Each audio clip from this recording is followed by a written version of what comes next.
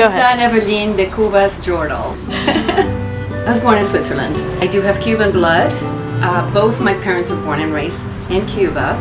When the revolution happened with Fidel Castro, who took over and the country became communist, a lot of people left, including my parents. I have two older sisters, one of which was born in Cuba, so she's the only one who's actually ever been there. So this was 1960. My father was an attorney in Cuba, and one of the clients of their firm offered him a job at working for Nestle in Switzerland. So that's where they went. And the rest of us were born there. So I was there till I was 8 years old. Even though we were in Switzerland and I was born and grew up there my first 8 years, I didn't speak French until I started kindergarten.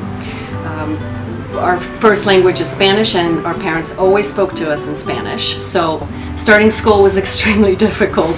I cried so much the first day that my dad had to take me home. When we left Switzerland, my oldest sister, and she had met her husband, her future husband, and couldn't be without him. So she stayed.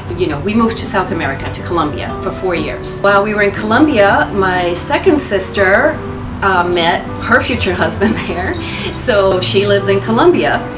And I have a younger sister who I'm closest to. She's 2 years younger than me.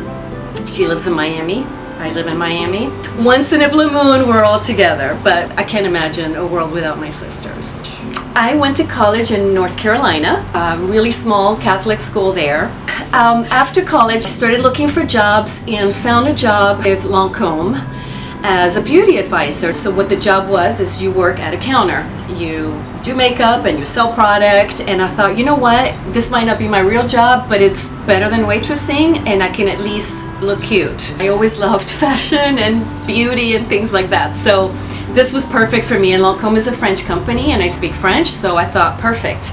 And as I was there is where I figured out what I wanted to do, which was grow with the company to be an account executive. That was what I wanted, and I did achieve it. In 4 years, my husband and I were living in New Jersey for about 10 years, and our son. And we decided when COVID hit, things went upside down for a lot of people, and it did for us. And we purchased a house in Hollywood, which is just north of Miami.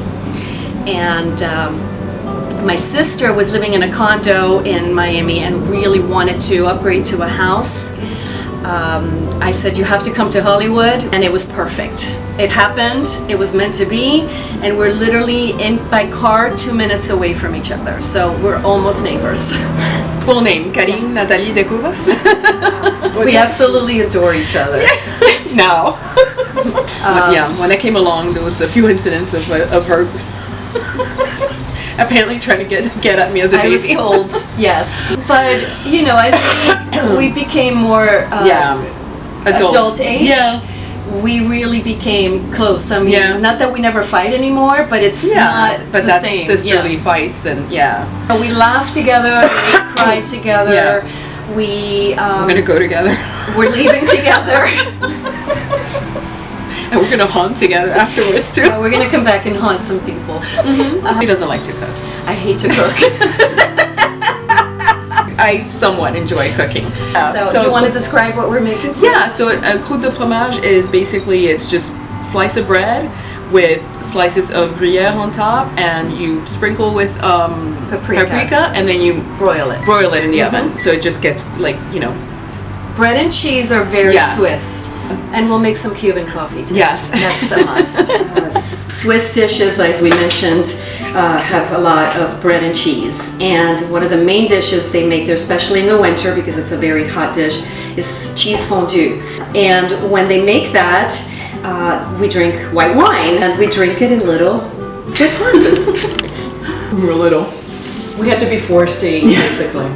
Even like any vegetable, anything. Nothing green, nothing, gross. Nothing healthy. Mm-hmm. So bread and cheese were the one thing that we ate. That we were willing to eat.